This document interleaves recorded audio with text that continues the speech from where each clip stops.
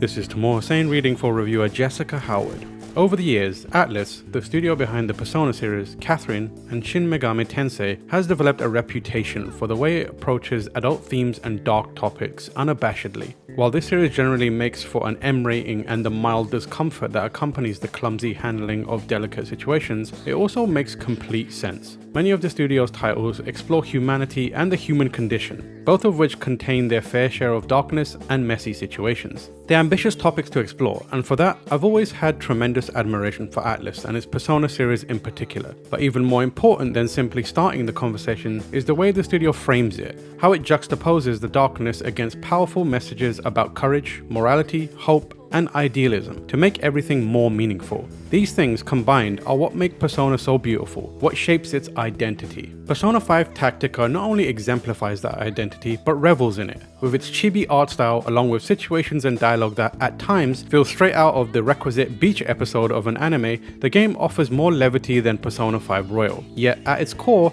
it remains focused on delivering powerful messages, tackling complex themes, and encouraging those who play it to not only be more sure of themselves, but aspire to be more idealistic and kind as well.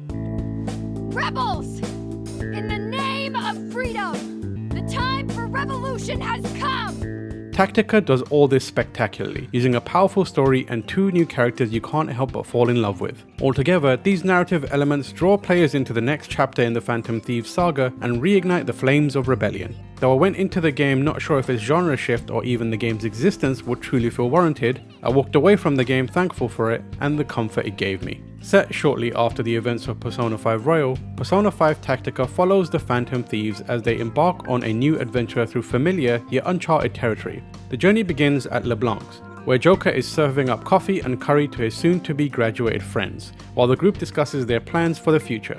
However, conversations come to a halt after the thieves notice time is now standing still and the metaverse, the cognition-constructed realm our heroes thoroughly explored in Persona 5, has seemingly consumed them once again. As quickly as they are pulled back into the cognitive world, however, our heroes note that something is different about the metaverse this time. Uncovering what that difference is and how to get back home then becomes the group's first priority and sets everything in motion, albeit a bit slowly. That slow start, as well as the game's sloggy final hours, are Tactica's biggest flaws. At times, it feels like the game is drawn out merely for the sake of tacking on hours, when an expedited beginning and sticking to the game's natural finale would have greatly benefited the experience. Thankfully, however, everything between those 2 points is excellent. The metaverse of Tactica takes shape as a series of kingdoms ruled by tyrannical leaders with a common connection. A lot of the game's major themes, as well as its two new characters, Erina and Toshiro, are introduced early in Act 1, and the entirety of the next 25 hours is perhaps the most heartfelt and compelling Persona story arc I've ever experienced, managing to use its overall narrative and the interpersonal dynamics of its characters to forge an intense investment in what unexpected situations lie ahead.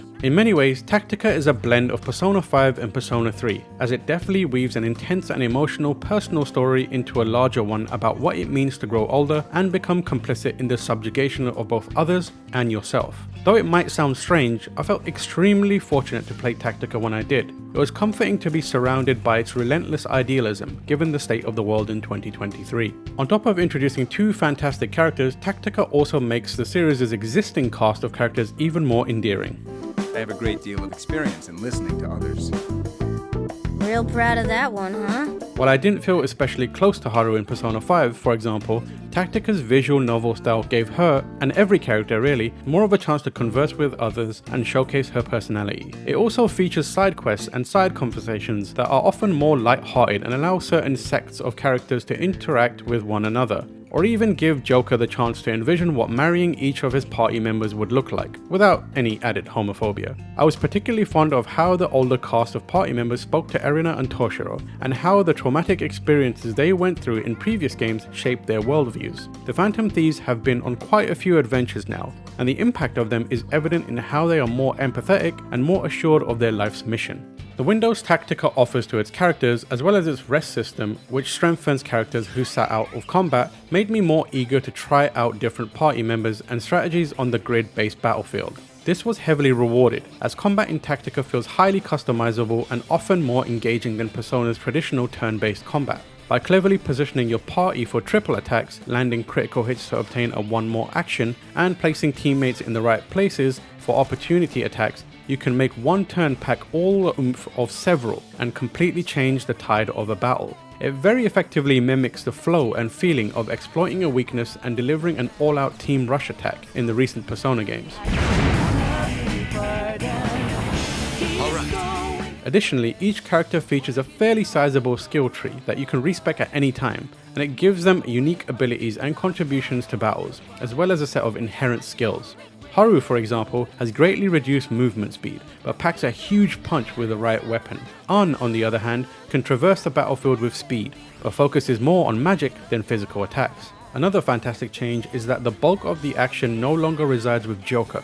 Now every character can dual-wield personas. One of these will always be their signature persona, such as Skull's Captain Kidd or Mona's Zoro, but the other is entirely your decision. This change makes every character feel more viable and exciting to use. By giving my characters with high SP a persona with devastating heavy magic attacks and reversing those with skill-based abilities for more melee-based characters, my team felt highly optimized and adept. These systems and Tactica's battles, which range in challenge levels, encouraged me to make every fight mentally stimulating for myself. I was always eager to try out new party formations and persona combinations, and tried my hardest to end each battle in a way that met all its optional victory conditions, in addition to the mandated one. I was continually shocked by Tactica's robustness across its story, systems, and battle mechanics. Even the options presented to you in the Velvet Room were expansive, with all the countless personas featured in Persona 5 returning to be summoned once more in Tactica, along with the ability to fuse them. There is no part of the game that feels resigned to being a mere spin-off. Had you no expectation of what a full-size Persona game entails, you could easily mistake Tactica for being the main attraction. Ambition might be the game's only real hindrance, as its final hours feel very tacked on, especially considering there's a point that feels like an extremely natural resolution to the game. The other major bump against Tactica is its performance, which was sometimes an issue on my Nintendo Switch OLED, particularly the occasional frame dips and noticeable load times. Yet that's not to say the game's visuals are lacking. I was also surprised by just how much I love the game's art style, which, while similar in its boldness and color palette, deviates significantly from the original game's sleek and mature anime aesthetic. Instead, Tactica adapts something a bit more chibi-like, complete with small, rounded characters, wide eyes, and cartoony expressions. Yet even during the game's more intense and tragic cutscenes, this art style works well. It adds vibrancy, energy, and playfulness that I adore, and alongside the combat shifts, contributes to giving Tactica its own identity, separate from what's come before. Ultimately, Persona 5's transition to tactics-based combat is a triumph. Every aspect of Tactica is so well conceived and moving that what's created is something truly exceptional, especially in regards to its story.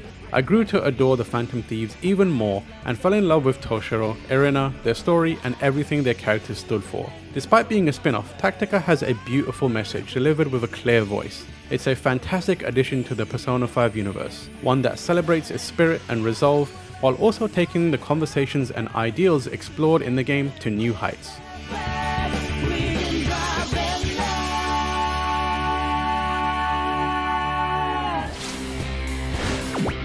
Well, what'd you expect? There's no way we could lose.